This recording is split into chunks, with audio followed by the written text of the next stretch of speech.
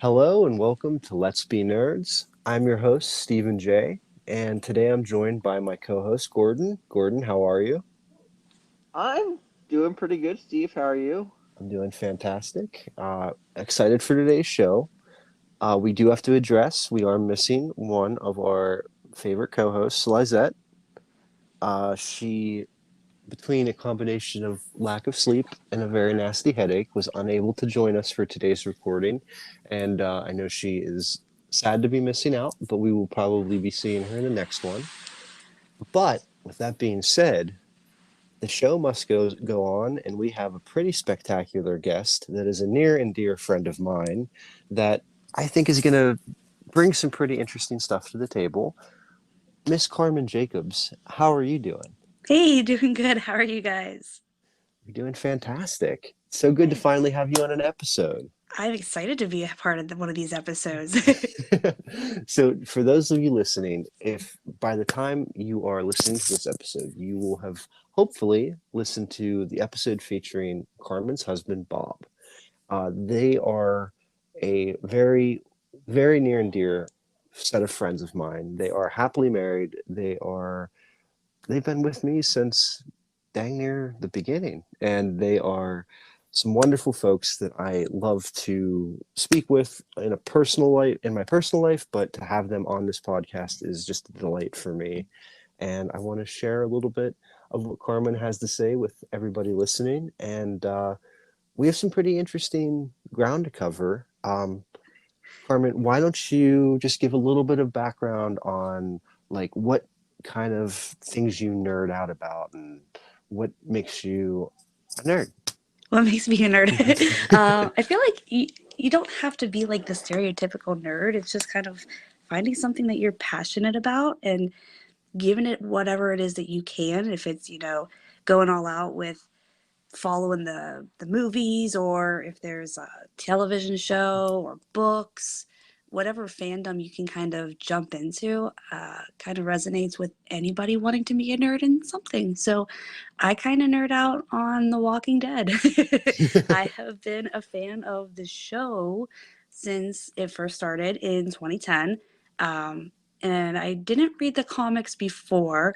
I kind of jumped into the comics a little bit after starting to watch the show. But I've been a diehard fan, still watching it, still to this day. Tune in every episode. And I don't know, I still really like it. I know that a lot of a lot of folks who started out watching it kind of stopped watching it after certain episodes came out, certain seasons. And as a fan, I can understand. The show got a little rough. The storytelling kind of diverted in ways that we would have hoped as fans that we didn't think certain characters would take. And maybe that's partially why people did stop watching it. And I kind of kept going as I wanted to see, hey, how's our characters going to play out with this? And what are they going to do next? And what do I think they should do next? But I'm not a writer, so they're not hiring me. But if they did, If they ever came knocking, I think you'd have a lot to say. right. They're gonna I think come that's kind knocking of with why a I started getting into it too, is just it's it's something that's kind of realistic that you want to think, hey, the world's kind of a crappy place already. What would happen if there were zombies? How would I survive? And what can I learn from these people? What do I want to pretend to be and emulate that could make me a stronger person in real life too? Hmm. I can easily see that. Like that's the drawl, if you will, of that show. Yeah. Gordon, what were you gonna say? gonna say they're gonna come knocking with a baseball bat covered in Barbed barbed wire. wire, and Say, little lead you to a little not so pig, fun let time. me in. Much like the one dude's skull, but Um, Yep. Gordon, are you a Walking Dead fan, or were you at one point? I was at one point in a few years ago, it has been a while since I have watched anything to do with it. I think I stopped watching after Glenn got his head caved in. Yeah. That's what I want to touch on. This is the part of the show where we put Carmen on defense of The Walking Dead as if she's a credited producer, and we make her explain to us why they killed Glenn. The No. easy answer is because they did it in the comics, and they kept true to the comics. The not so easy answer is that they didn't have to go to the Racist. level they went to, and I think that's why a lot of people got turned off. Is it wouldn't have been so bad losing a beloved character like Glenn or Abraham, but it was more so just kind of like murder porn in a sense, just kind of really, really gory, not something you typically see on your, primetime Sunday night TV channel. So a lot of people weren't signed up or ready or prepared to see that kind of imagery coming through their television. And I think that is why a lot of people stopped watching too. It sucks that you lost a beloved character, but it's also the apocalypse. Not everybody can survive. Everybody died on Lost. Yeah, that's true. I'm not familiar. I don't know why I just agreed with it. I've never seen an episode of Lost. Oh, I've never watched it either. But I know that everybody dies. Everybody dies. Can I tell you my take on this? And Gordon, I want to hear yours as well. But that is the point that it made me fall off. And here's why. It wasn't necessarily the gore for me. I just felt that when I'm gonna mess up my episode or season numbers. Was it 6 going into 7 or 7 going into 8? 6 into 7 with the cliffhanger. To me, that was hack writing, and I'm gonna say what I said. What I said. I feel like that was such a hacky move to make that the cliffhanger. In my opinion, to leave everybody waiting all summer and the speculations and then the YouTubers with the frame by frames of who was wearing what clothes, it just got too much. And I understand you have to leave them with a hook. I understand that. But for them to do it to me, it just felt very hacky. It felt very, it just didn't serve the audience. To me, if I would have known in that final episode who the hammer went down, I would have still been mad. Sure. The bat, I should say. Who the bat went to, I would have still been heartbroken. I would have been pissed. I would have probably thrown my TV remote, but I would have tuned back in. It was the fact that I had to wait that entire time, and then I went through it again, and I'm like, yeah. It was almost like it was too much stimuli. It was all this anticipation and stress about a show I was so invested in, and then when I got to the finish line, and like the season premiere of the actual like who it really was, even though everyone really like over the summer everyone basically figured it out, and plus like all the spoilers. I used to follow Facebook pages of like people that would be in Georgia like watching them filming. I was like so embedded into this culture, so I'm one of those people. Yeah, I kind of like I was so obsessed, and then when it came around I was like, this was just not, it was just like too much, and I just was like, I can't continue on. And that's the first time I've ever had that happen with the show. Yeah, I think it was bad story writing too. Is a lot of people expect, the season finale to have some kind of closure. That's what you expect from the writing is, you end the chapter, you have some kind of closure of how does this chapter end? And it ended on such a cliffhanger that you didn't have that closure. And then, like you said, you kind of get back into the next season whenever that, season premiere comes back up again, which is, 5.5, 6, 7 months later. And you have to relive that all over again. So it's that anxiety of, oh my gosh, who's it gonna be? And then it happens at the beginning of the episode that had you had that closure at the season finale 6, 7 months ago, you could have been emotionally invested for how does my group heal from this? How do we move on? Like trying to process that death, that tragedy in the same episode of, well, how do they heal from this? You could have had 6, 7 months to figure that out for them as a viewer, as a fan of the show. But instead, now you have literally 5 seconds to figure it out. And I think that's why a lot of people are turned off. I agree. That is a perfect summary of how I felt. I could have, and don't get me wrong, like that first month after that finale, if they had shown who it was, you would have heard me up and down, oh, I'm never watching that show again. But you better believe come premiere night, my ass would have been in the couch watching it. You know what I mean? You want to know. You want to know how Yeah. your people that are still alive are going to come out of this, because they're still our team. We've seen them since day one. So they're our heroes, even though maybe if we had the story point of view from Negan's aspect and his team's point of view, we could see the Rick group as the enemies, Hmm. and we wouldn't be cheering for them. I think that would have been such an interesting angle. And at the end of the day, I like everybody has their characters in a show, and for me, I always find that my favorite characters, I also usually tend to ship them, and that really gets me involved in a show. And for those of you that are listening that aren't familiar, a ship is a term, I don't know where it originated, but essentially it's shortened for relationship, and Mhm. it can be canon or non-canon, but it's basically characters with on-screen chemistry that the viewers resonate with and want them to basically, get it on and be a couple. Yep. Daryl and Carol were the only reason I was watching that show. I was committed to them since day one. That's who I will. The ship is sailed for me. They're married and have 5 kids in my head. So that alone, I would have kept watching the show just for them. I don't really want to hear about that she messed. I heard she messed around with another man that wasn't Daryl. Well, she did have a relationship with someone else, but here's a fun fact is that the Walking Dead universe is so huge now that, and again, here's the writers, I don't know, I don't speak for them, I can only talk from a fan's perspective. They are dangling all of this potential fruit out there with spin-off shows, and there is one potential spin-off show that they are claiming is in the works where it is just a Daryl and Carol spin-off. No. Yes. Now, I don't know if it is a prequel to like pre losing everybody else in their group. Is it after the official season 11 ends for The Walking Dead? Because this is technically their last season. They're just splitting it up into like 3 big chunks because of COVID kind of shutting down their production. Mm. They didn't have a chance to kind of fully finish their season, I believe. So they gave us kind of a little bit of snippets.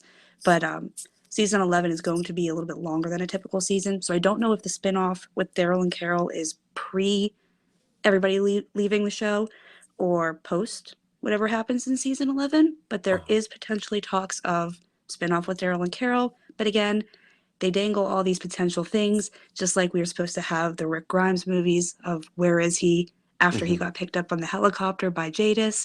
And that still hasn't happened, and nobody knows what's going on with that either. So take it with a grain of salt. Yeah. It's like they're putting the feelers out, like trying to see what gets traction to try to make money, basically. Well, I feel like that's exactly it, because they've lost so many, dedicated fans like you guys, that had faith in the series, faith in your characters, faith in the people, and then that particular season is exactly where like the line in the sand is drawn for many fans. Is that was it? That's their cutoff of nope, I'm done. I can't take how they did this. It was wrong to leave on a cliffhanger. It was wrong to kill off the people that we did. It was wrong to show us how they killed off the people that they did. Mm-hmm.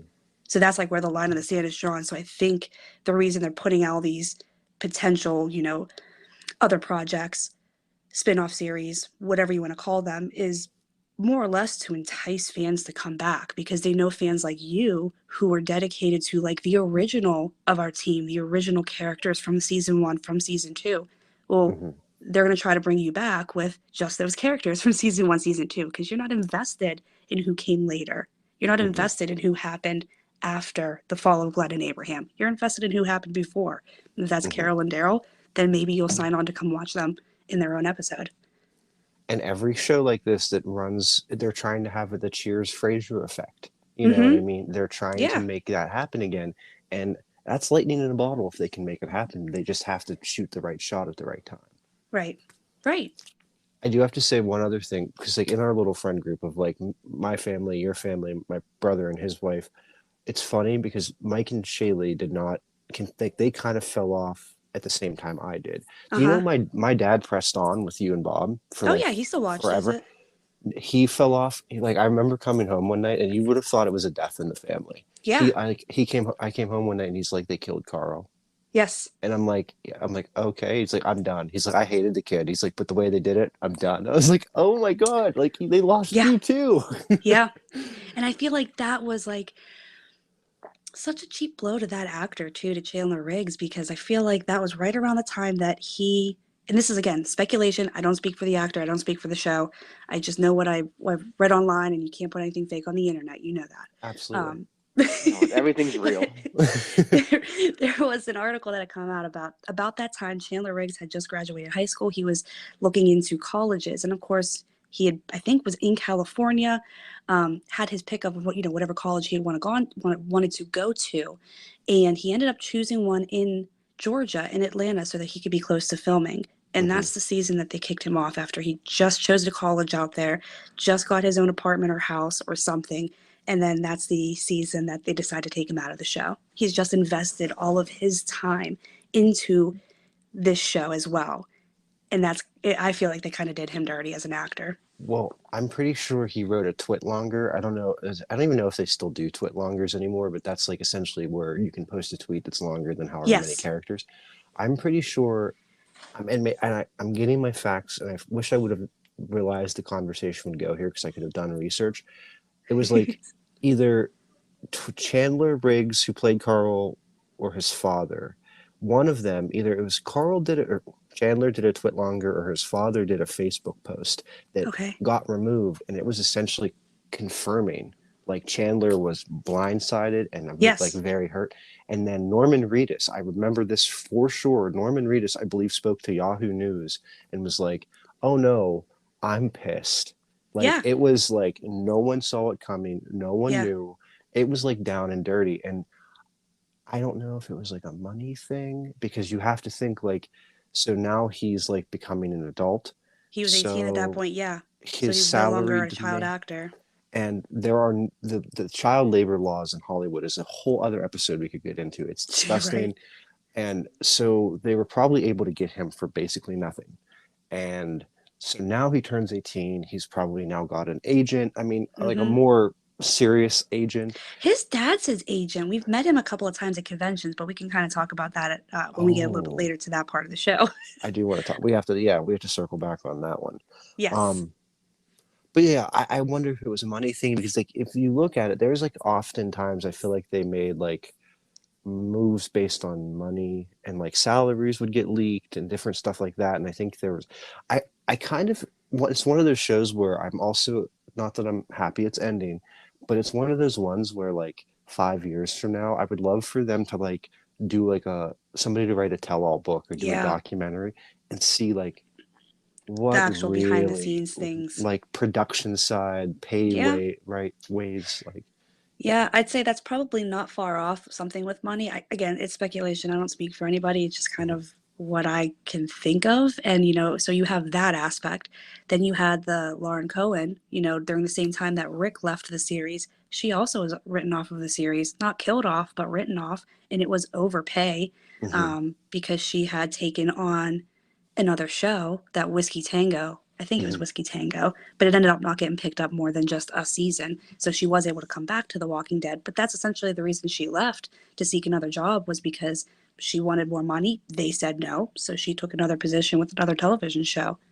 And there's also I don't know too much about it, but I know that there is or was a lot of court drama with the original writer of the television show and the current team, which was Frank Darabont. I might be pronouncing his name wrong, but there was some kind of issue with him paying him his royalty fees for certain episodes as well too, for things that he wrote. So yeah, I agree. There's probably going to be things that come out, but it sounds like, just like anything else, money is the root of all evil. So a lot of things are surrounded by money problems. Yep.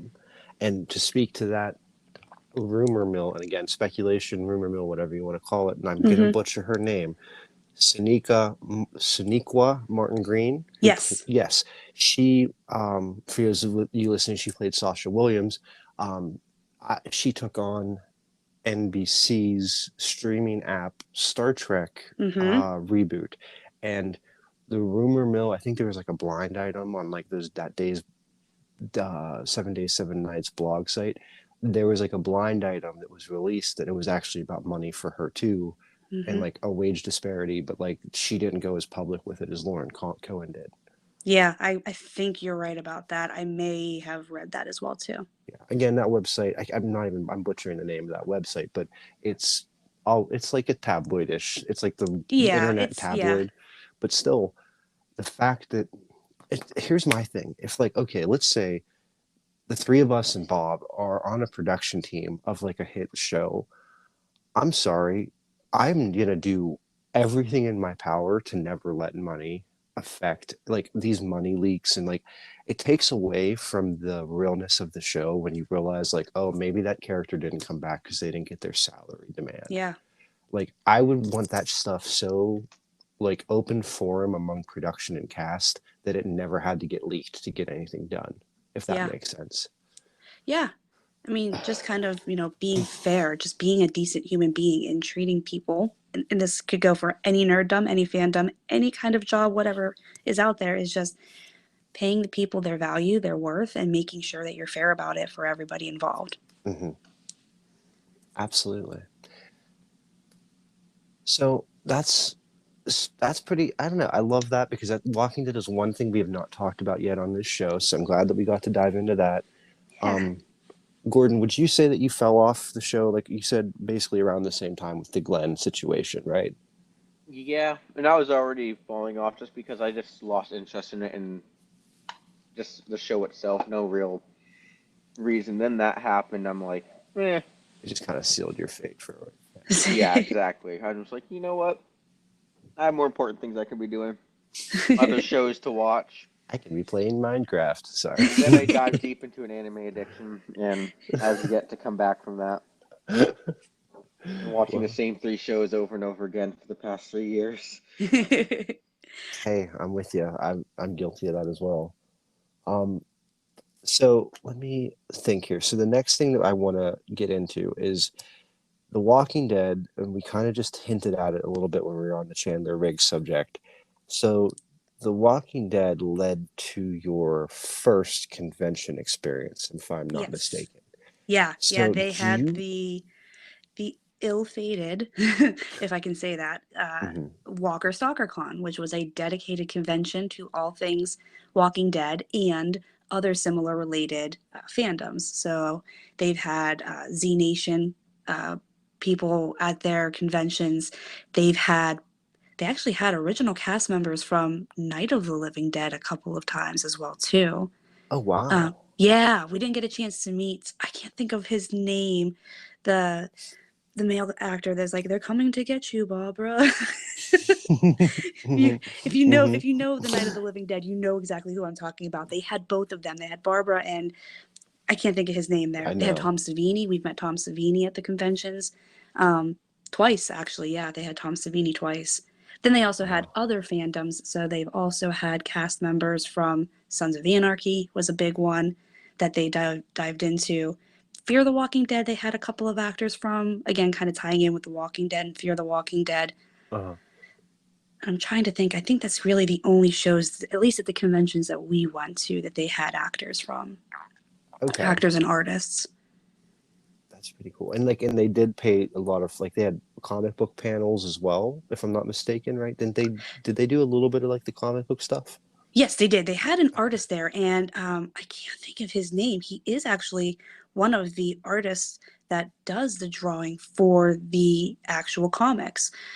He was there signing autographs, obviously, and I can't think of his name because we met him once.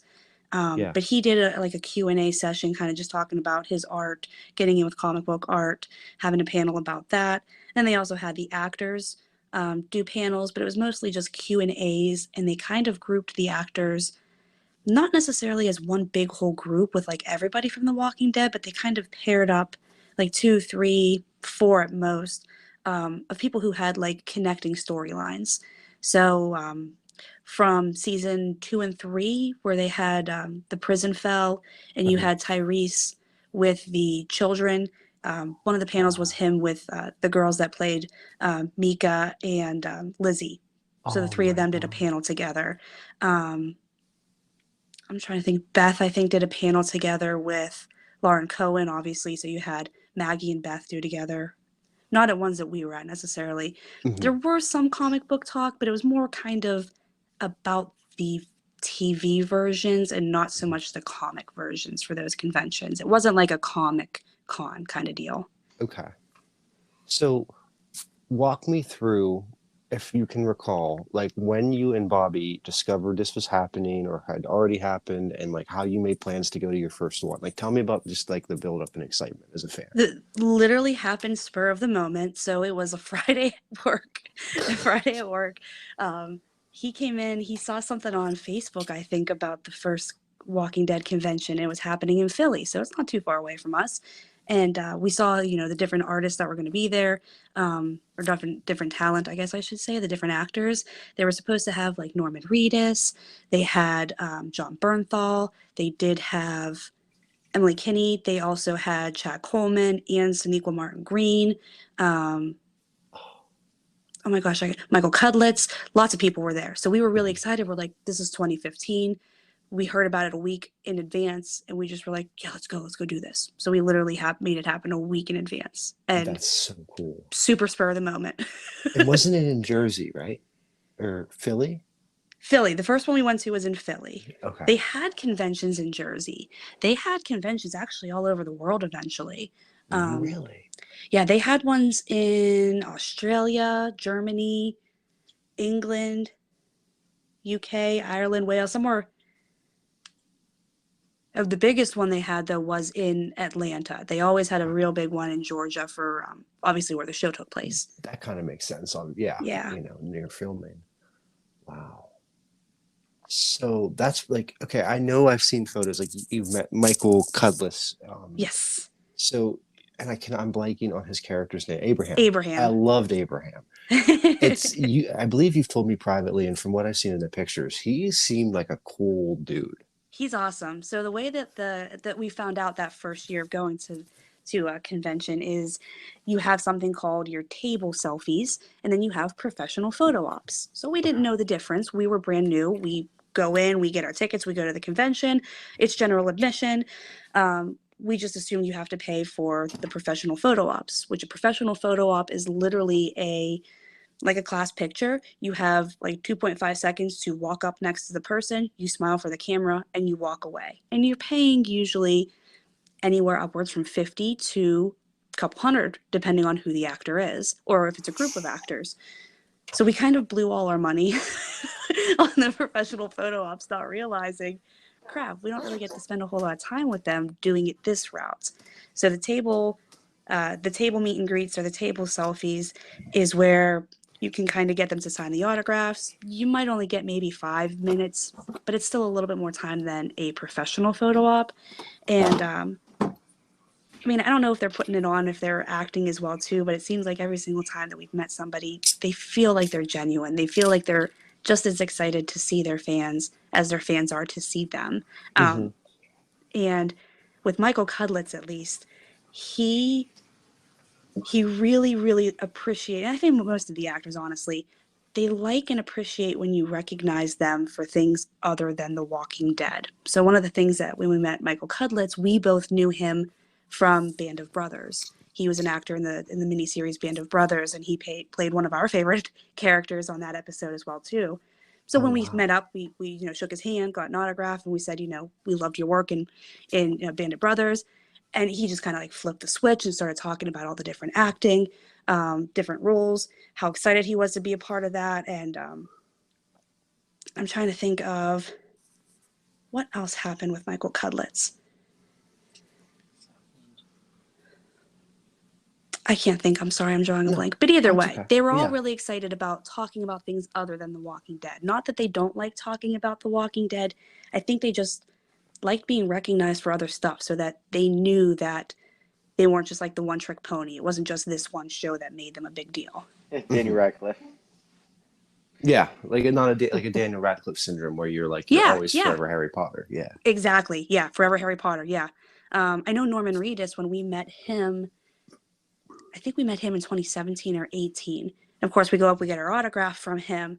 It was right around the time that he had just wrapped up season 1 of his Ride TV show, and we had heard, somewhere online they posted that Ride got picked up for season 2. So we go up, we get our autograph at his table, and we just both happened to mention like, hey, congratulations, we heard Ride 2 is getting picked up. And immediately like the switch flipped and he was just like, yeah, man, I can't wait to do season 2. We're going to go here, here, and here. I have this many people coming on. And then he turned around to like his handler or maybe his manager. I'm not quite sure what he was, but he's like, this is so-and-so, and he works with me on Ride 2, and he brought him over. And so now the 4 of us are all talking about Ride, and he really spent a lot of his time with his fans as well, too. So kind of giving everybody a really, really good experience, no matter who they were.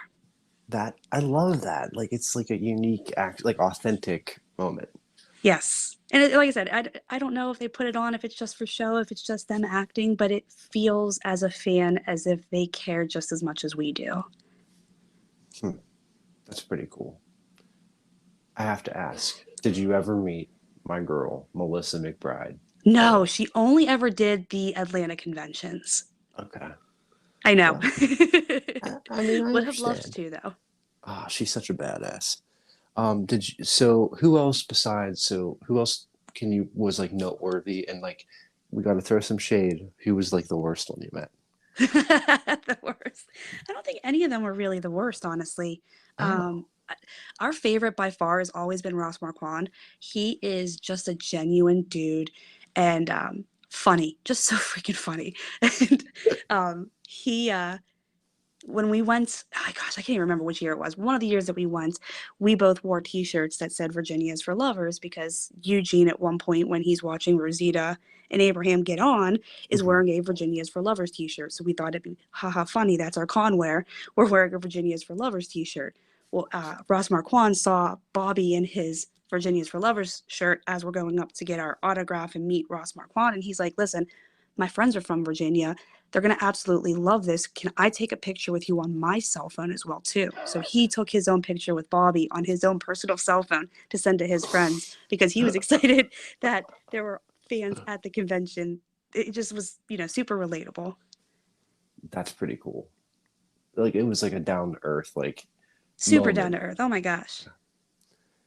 You see, and that's what's cool is like, I mean, don't get me wrong, a lot of these actors are incredibly talented, but it's like they're also not, how do I say it politely? It's not like they're the Brad Pitts and Angelina Jolies of No. the world.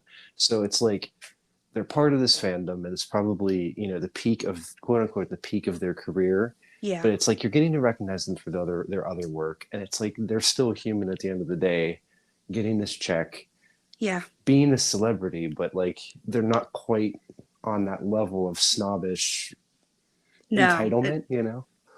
No, everybody that we've ever met has always been super down to earth, approachable, relatable. Just again, like you don't feel that air about them as you just feel like, hey, they're your buddy. Mhm.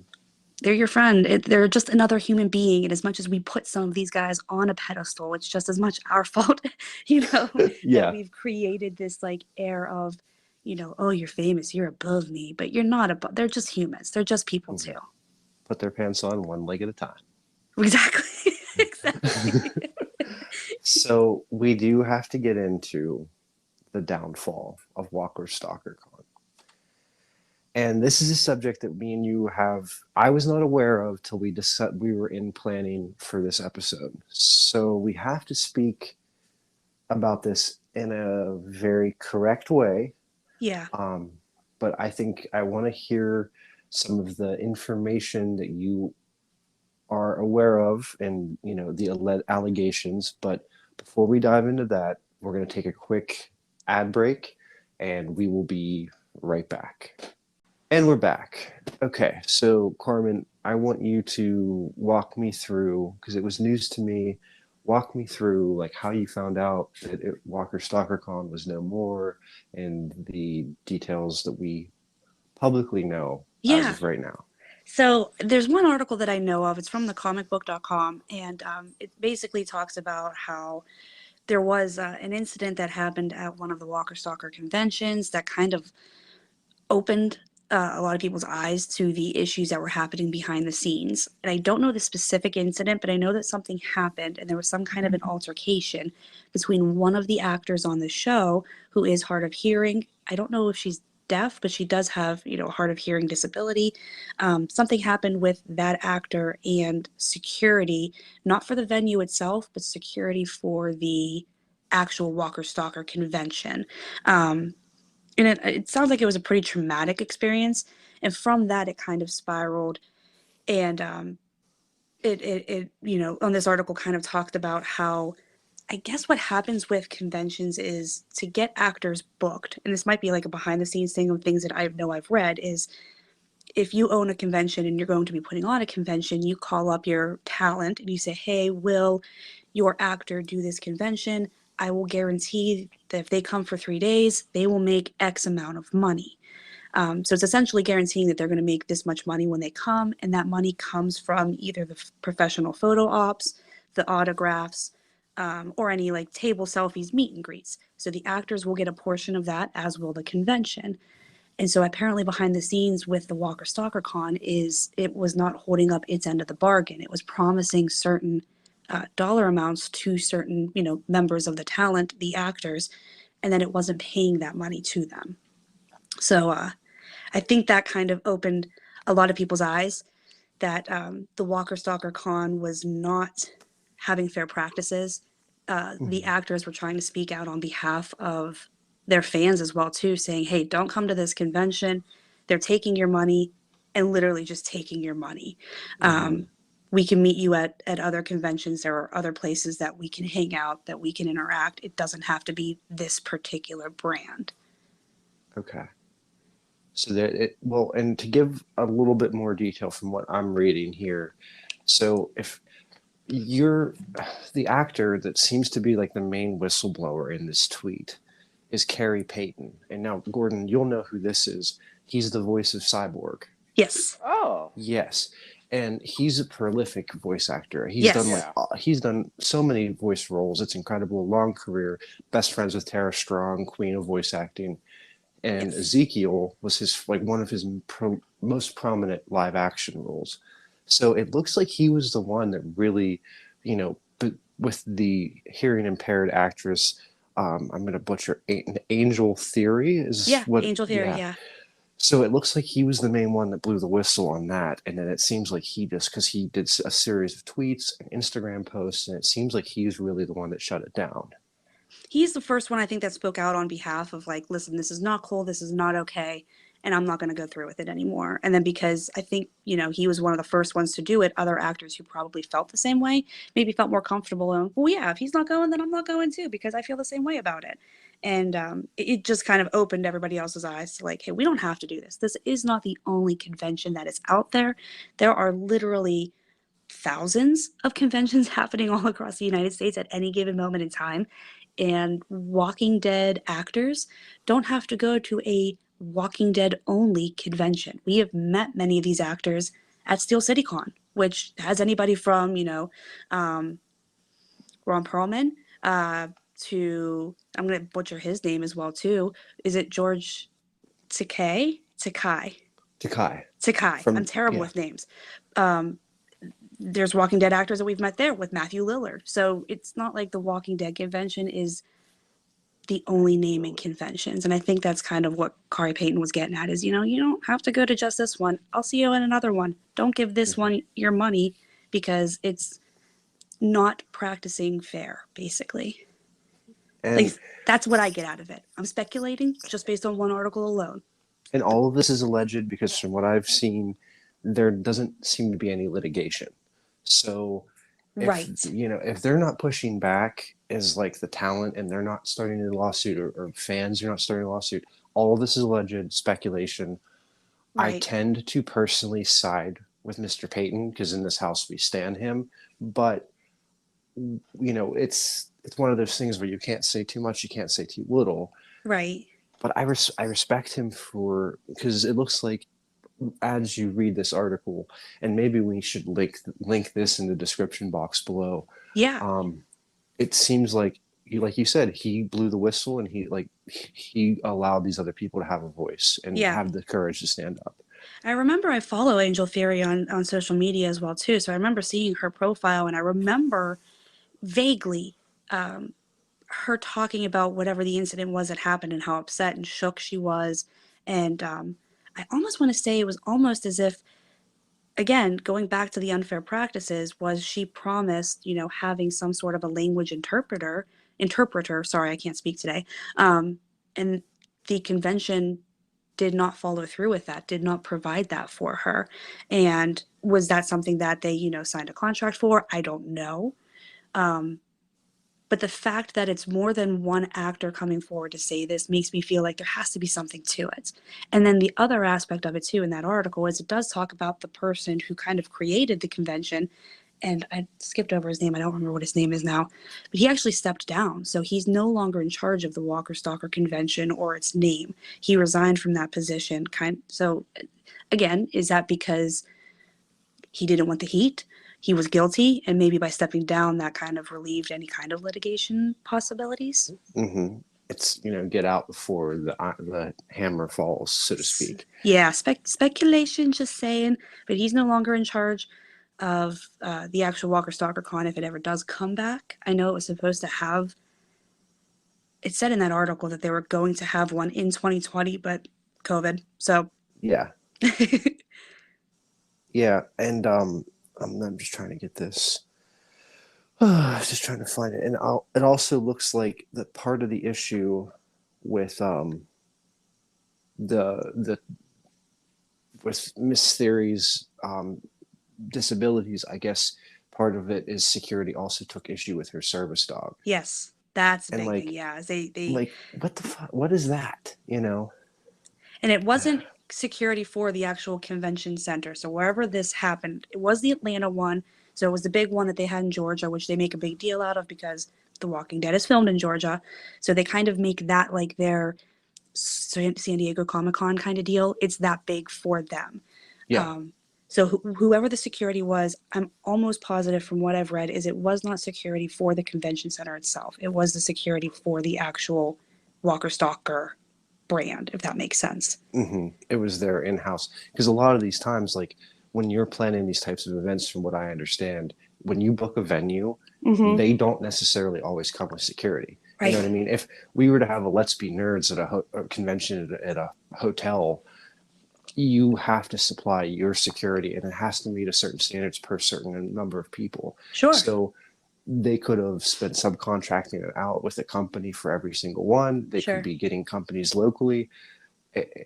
It's in the, just to clarify this, the CEO that resigned, his name was James Frazier. Thank you. I couldn't find his name fast enough. That's okay.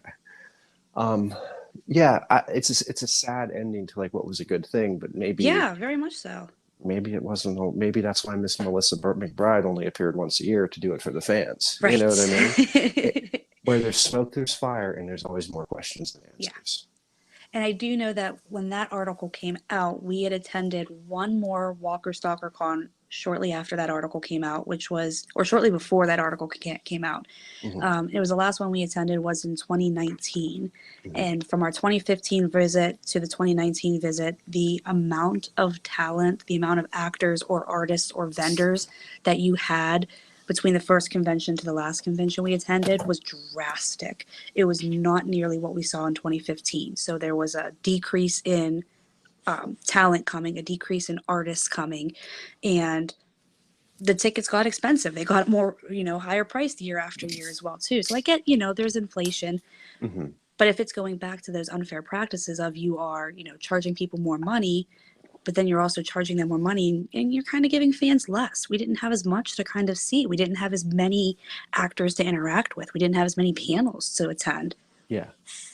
So it's like, essentially you're not getting the bang for your buck. Right. So was that the writing on the wall? Were there more actors who had pulled out and weren't vocal about it? Like, Mr. Payton was on the internet after the Atlanta incident. Maybe they just were like quietly, no, we're not going to do this. We're not going to be part of your convention any longer.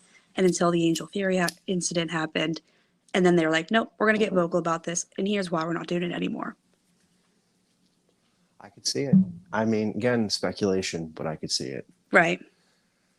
Have we heard anything about this James Frazier, like what he's up to? Or is he basically just kind of, from what I can tell, it looks like he's just kind of fallen off, and probably for good reason. I feel like, I thought I read where he was going to be doing another sort of convention where it was going to be like kind of like a dual thing. So it was going to be like multi fandoms happening, not just Walking Dead. He also had another one with FanFest. I'm almost positive was part of his as well too. And the FanFest conventions were more geared towards like the superhero shows because I know he used to have the Arrow was one of his biggest. He would have actors from the Arrow from his FanFest conventions. So I don't know if he's still Uh, doing them. He might still be part of like the executive team, but maybe not the only decision maker, possibly. oh boy. Well, allow me to read to you from thegameofnerds.com. Okay. Headline: Attorney General and James Frazier reach deal over Walker Stalker LLC. So he must have settled 10 months ago. He This was settled then. published. 2020 was a bad year for many of us, but there's someone who got the ultimate 2020 karma hit, James Frazier. Name might sound familiar. Owner of Walker Stalker, FanFest conventions. Let's scroll ahead. Oh my. By the time we got into 2020, FanFest was getting compared to Fire Festival. Remember that crisis? Yes. And the damage was done. James Frazier was hit with a federal lawsuit. The rest of the world was thrown into a COVID world, and we silently forgot about the man who stole nerds' money. Yeah. While waiting for the Attorney General and the case to go to court, James successfully sold Walker Stalker to Three Farms Production. They announced on Facebook that Three Fams Production would be taking over, and even talked about refunds in October 2020. Yeah. Oh, so this... And on December 2nd, 2020, a deal was reached with Attorney General of Tennessee, Walker Stalker LLC, and its CEO, James Frazier. Man, And that's just that one state. That's just the Attorney General of Tennessee. Think about how many other states he's had conventions in that he may still be waiting for litigation or settling. Yes. And he was prohibited from owning or engaging in a business similar to Walker Stalker LLC and must refund all money owed. If you are owed money, whether you are a vendor, a fan, or a celebrity, you can apply here for your refund. Wow. Gordon, we're linking this article in the description box. Just on the off chance that like somebody attended one of these and got screwed over. Yeah. Holy crap. Yeah. So That's stuff we didn't he's know up about to. until after the fact, and now our eyes are opened. And Wow. The dark Yeah. side of conventions. That could be a YouTube video.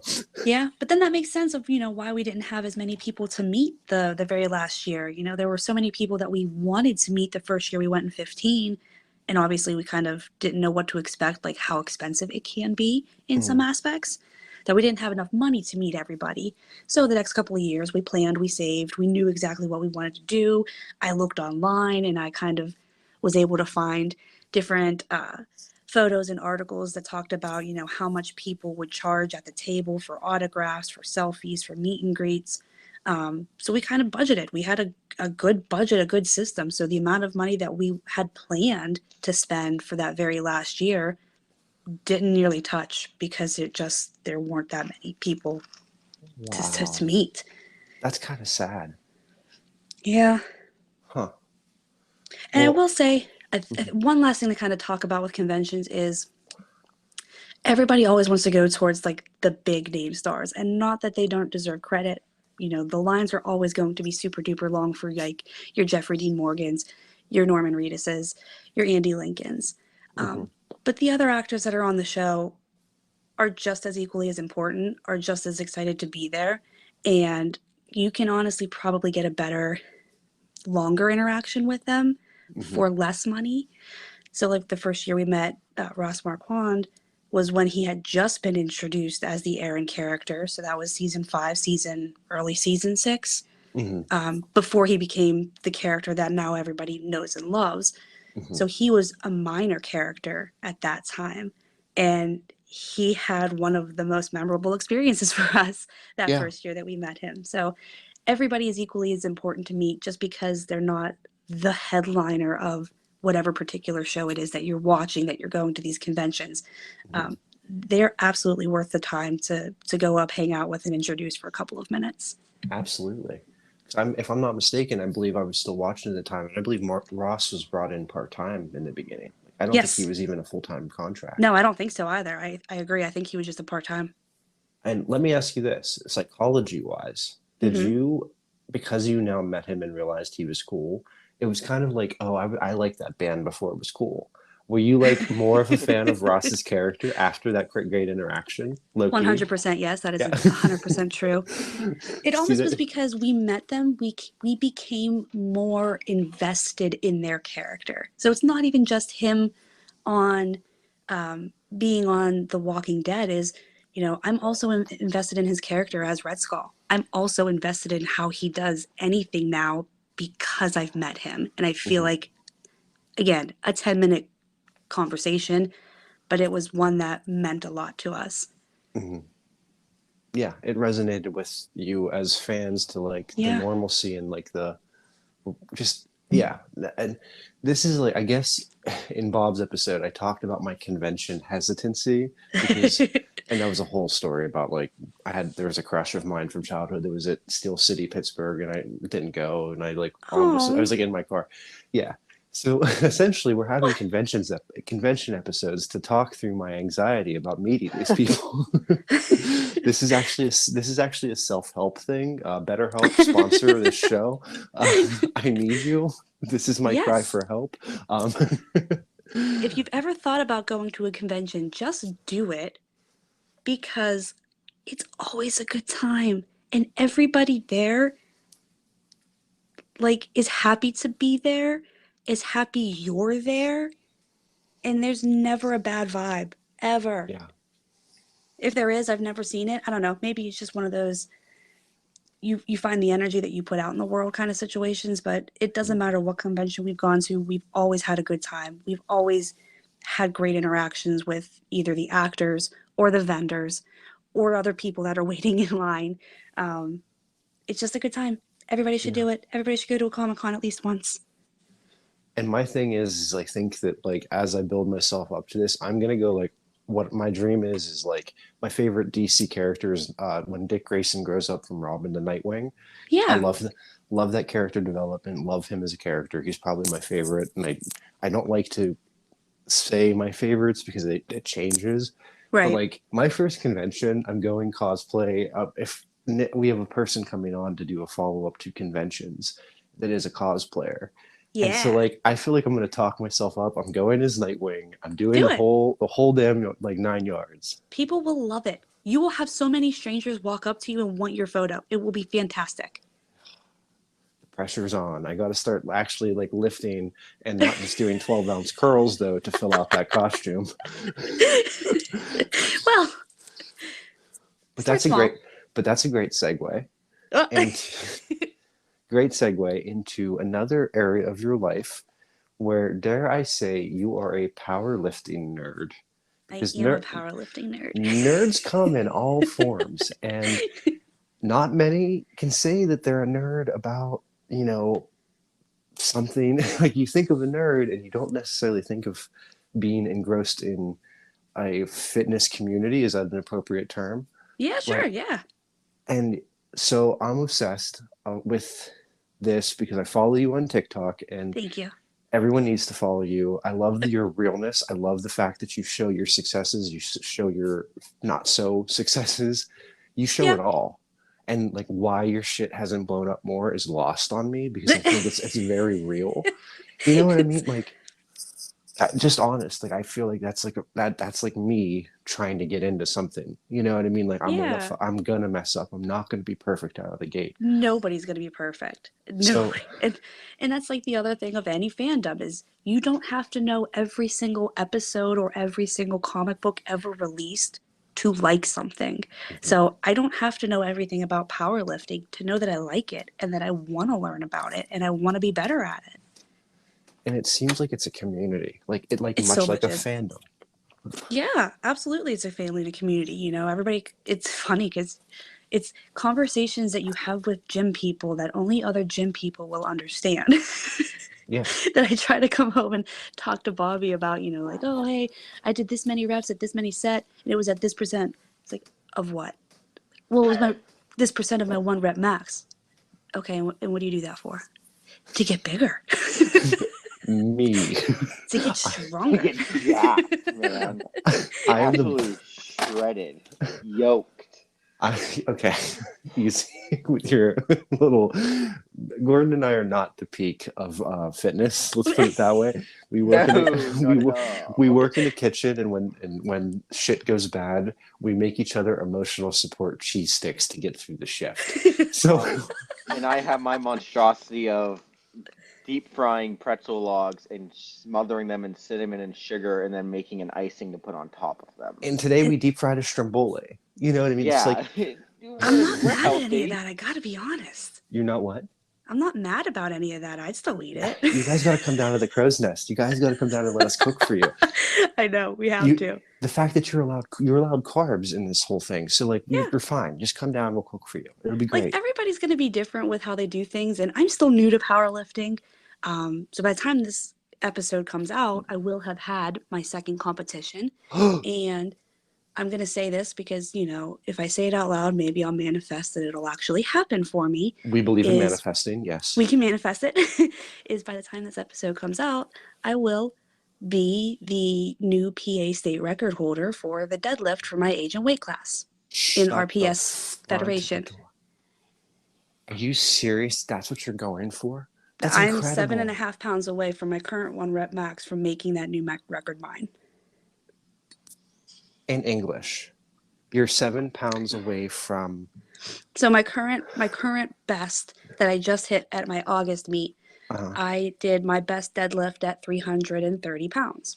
Oh The my current God. record for deadlifts for my age group and weight class is 335. To break a record with this federation, you have to beat it by 2.5 pounds. So I have to hit 337.5 pounds to be the new state record holder.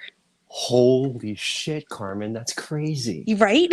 So that's why I'm manifesting. By the time this Yeah. episode happens, you can see me on my socials that I am the new PA state record holder. I'm manifesting this for you, but I also know your personality after, what has it been, 10 years? How long have you and Bobby been married? We have been married 8 years. And how long did you date? Oh God, we've been together since 2008, so we've been together for 13. Oh, so in all of that, I was going to say 10 years just because like I'm bad with math. In all of this time of knowing you, you are a go-getter personality. Like you put your all into it. You're going to do this. I'm going to try my best, that's for sure. Oh my God, that's insane. I feel like we're getting like the exclusive here. Like I didn't know this. Like you're gonna be like a like a little bit of buzz around you with this whole title thing. I mean, let's hope I don't let people down by the time this episode comes out. You will not. You will not. I'm manifesting it right now. You're gonna kick ass and take names. Oh, thank y'all. I'm already contacting the officials. We're going to bribe them. Sweet, thanks. Can you like cook me a celebratory deep fried something with powdered sugar? Oh shit. Yes, I can do that any day of the week. Sweet. Gordon, what was that really good dessert you were didn't you just tell me about something you wanted to deep fry dessert wise the other day? Oh, I think I was. Oh, what was it? I it? want to deep fry so many things because Oh, I'm but so healthy. But it would be a dessert. And what we could do is we could do it and like have Bob and Carmen come down and like we could do that for her celebration when she wins. Even if I don't win, just the fact that I lifted weight because it's heavy as shit. Excuse me, it's heavy. Cut that out if you need to cut it out. But no, we're allowed to swear. Fuck, we can swear all we want. It's after the minute mark. This is our fucking podcast. It's your show. You can do whatever you want. It's my party. I can cry if I want to. That's true. Whether or not you don't break the record, we are going to. We are going to. We know this about your personality and your ambition. And if you don't get it this time, you're dead sure going to get it the next fucking time. For sure. That's just who you are as a human. But what we need to do is like have you and Bob come down for a dinner, and then dessert will be on us, complimenting on the house. We'll make you. I think. What did you? Wasn't it like a brownie? Something you told me, Gordon. That sounds amazing. Oh, I don't know if that was the deep fried one, but there was definitely a brownie dessert that I love to make. Me and you will get together on this and we'll remember, and we're not going to tell Carmen. It'll be a surprise. I'll clear it with Bobby behind her back to make sure she'll like it. Okay. And it'll be a nice surprise. Just to let everybody know, I am an equal opportunity carb enthusiast as well as a dessert lover. There's pretty much nothing I'll say no to. He works out to be able to eat all the dessert that we make.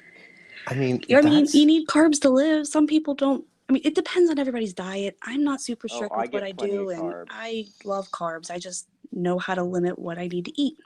Yeah. Oh, I wish I had that kind of self-control. Well, It will never happen. I'm also like, when I train at the gym, I'm there for 2.5 hours. Sometimes I need that carb. I need that boost, that Rice Krispie treat, or those fruit snacks to get me through. 2.5 hours in a gym, I could never. It depends on what it depends on the training program for the day. So like my squat and deadlift days, because I have such heavy weights, which it's heavy for me, not heavy compared to other people, but heavy for me. It still takes a while to get up to those working sets. So yeah, it can be like 2 to 2.5 hours sometimes. I feel like I need to sit down, just like imagining the 2.5 hours. I'm already tired. Like I feel like my But it's back not like I'm hurts. straight working for 2.5 hours. There are gym people there. There's a lot of bullshit happening. Okay. Yeah.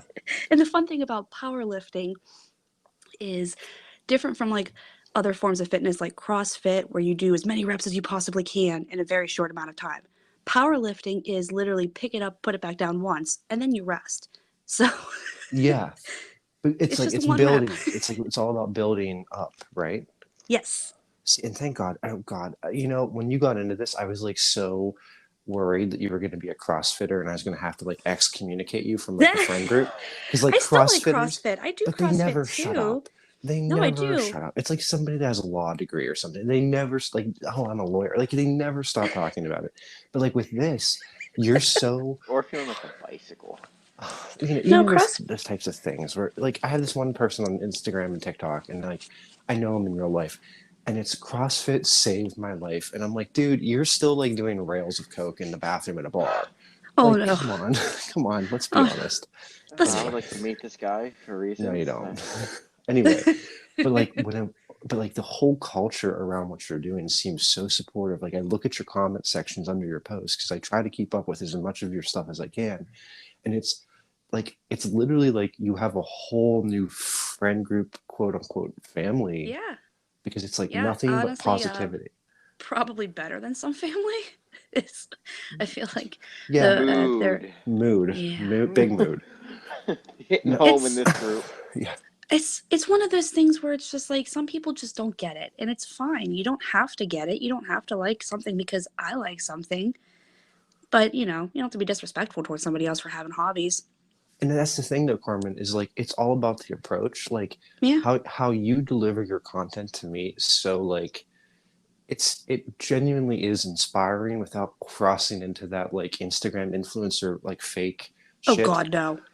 Can If I I ever do that, please just like somebody unplug all my stuff. Seriously. So I'll be like, Bob, time to shut off the router. Yep. No, Yeah, no. just turn it off. No, I never want to be that person. I'm real. Those people aren't always real. They don't portray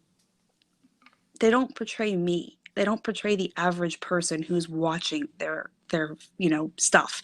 Yeah. So I put up what I put up mostly just because I like to put up cool ass music to it. I put You, my favorite songs to stuff. your song selections are fire. I have to Yeah, say that. it's And, pretty much what I choose. What I choose. I'm not gonna and lie. She knows. She knows well, it's fire. you've always had a good I taste do. in music. But And like if my nobody else thing likes is, it but me, so what? I like watching my videos and listening to my own shit. and I like that approach because it's like you're doing it for you, and that shows in the videos. Because it feels like when I watch your stuff, it's almost like because obviously we don't get to see each other as much as we would like.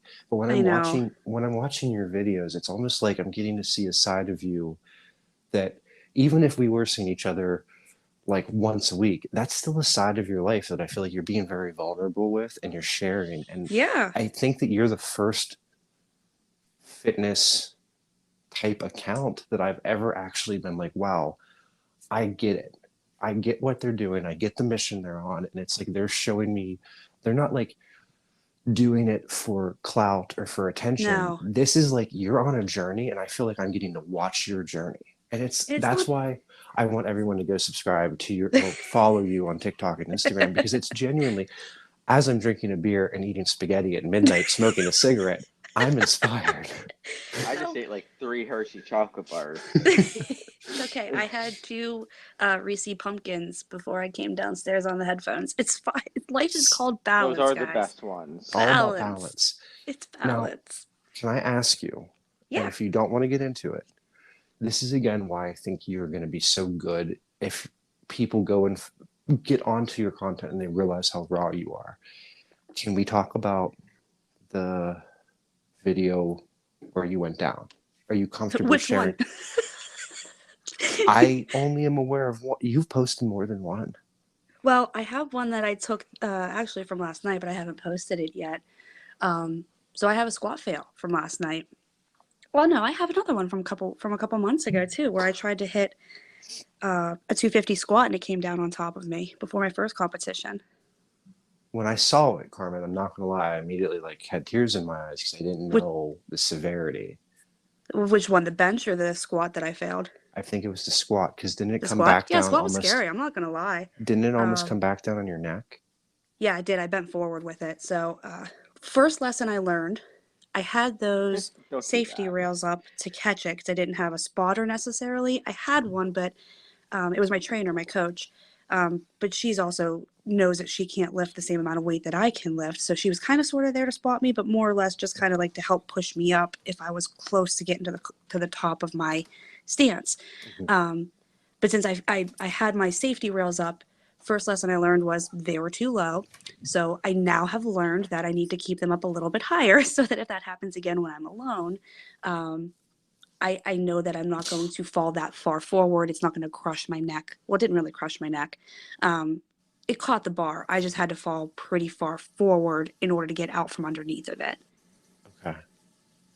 So yeah, it was scary. I'm not going to lie. It was scary. When I had the bench fail a couple weeks ago, I remember it falling down on top of me. Same thing. I know that my rails were there. I was by myself. I think there might have been one other person in the gym, like way in the back, that if I started screaming, they probably would have come up and got me and helped. But I knew that the rails were there and I could get out. I just had to get my gear off before I could squeeze out from underneath the bar. But I don't remember it. So if it wasn't for that video with my bench, I don't remember how I got out of it, but I know I remained calm. I know I stayed calm. And that's the biggest thing is just, okay, I'm all right. I'll get out from this. I have the safety rails here for a reason. They caught the bar. It's not really on top of me. I just have to really get out from underneath of it. Oof. And I mean, like, it's amazing. And I'm sure there's like a lot of adrenaline in that moment, and that might have been Yeah, what blocked out your memory. kind of. But I have I to. had one of the guys at the gym. He said something. Oh gosh, it was way back in the early where I said I was afraid to go to a certain weight on something. He's like, "Why are you afraid?" It's like, "'Cause I'm gonna fail." It's like, "Well, you're gonna have to try. You're gonna have to learn where you fail so that you can get stronger. So don't be afraid to fail." I love that. That's And like that's it's inspiring. good advice for anything. Don't be afraid to fail.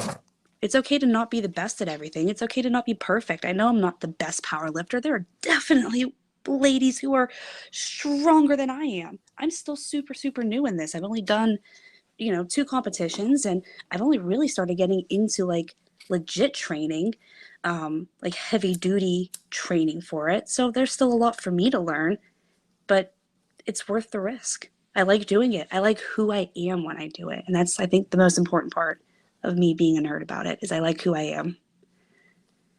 And I have to say, this is why I encourage everyone to follow you, because I am the first one to run away from people that are doing this on social media.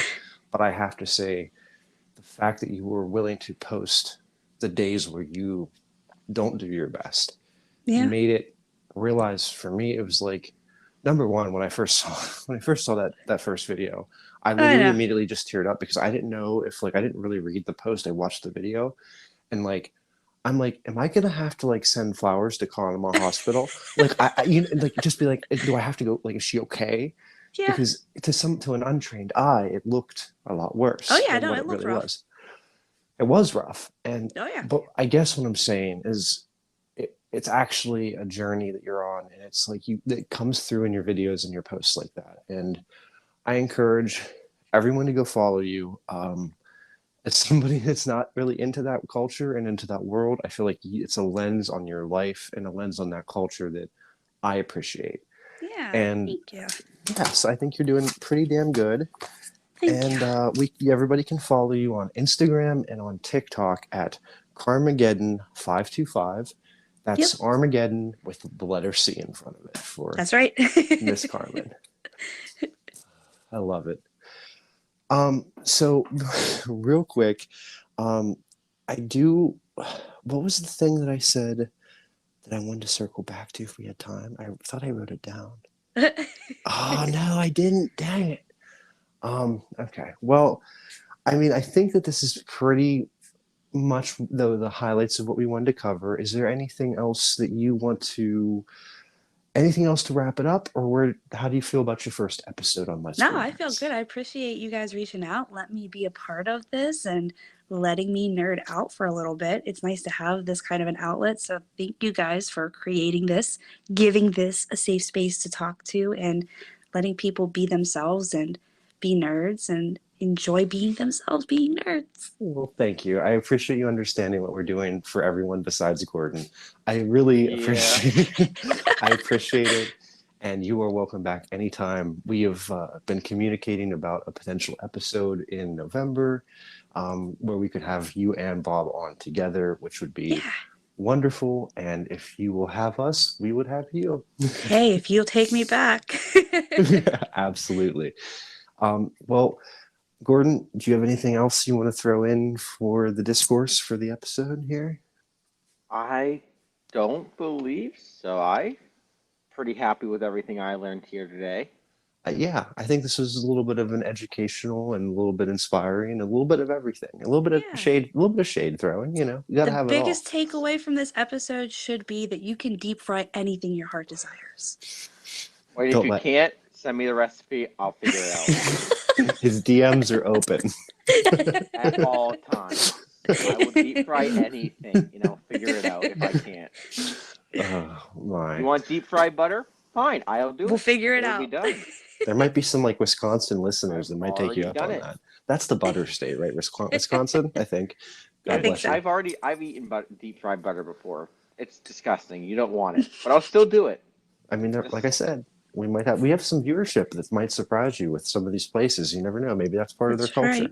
That'll be our first live recording episode. It's deep frying everything and anything we can find in a store. That would be hilarious. I do have a vision in my head that our first Let's Be Nerds YouTube video would be an all cast film. So all of us, Lizette, Bob, Carmen, everybody, and basically rent out the room at our work, rent out the back room, and do a mukbang for our first YouTube video. I know they're kind of going out of style and they're not on trend, but we all love to eat.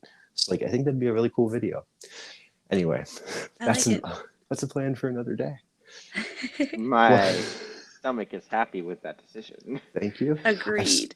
I saw a TikTok today that it was they had a charcuterie board party, and one of them was a sushi board. One of them was a dessert board. I was like, that would be a good video, and I just want all of that in my belly. Right. So the possibilities are endless, as they say. All right. Well, with that being said, I want to thank all of you for listening. This was another great episode of Let's Be Nerds. If you enjoyed today's show, please leave us a leave us a comment. Tell us what you liked. Tell us what you didn't. What are your convention experiences? Were you somebody that went to Walker Stalker Con? Are you a power lifter? Do you want to eat deep fried butter? Let us know. If you're listening on a podcast format, please leave us a rate and a review. It helps tremendously with the analytics. We really want to get this out there because we're trying to build a community. With that being said, the link for our Discord server will be in the description box below. Please come join up. It's a great space to talk about everything nerdy and everything that you're crazy about. We'd love to hear from you, and we cannot do this show without Anchor. So, of course, as always, we want to thank them for sponsoring this show. And with that being said, we'll see you guys in the next one.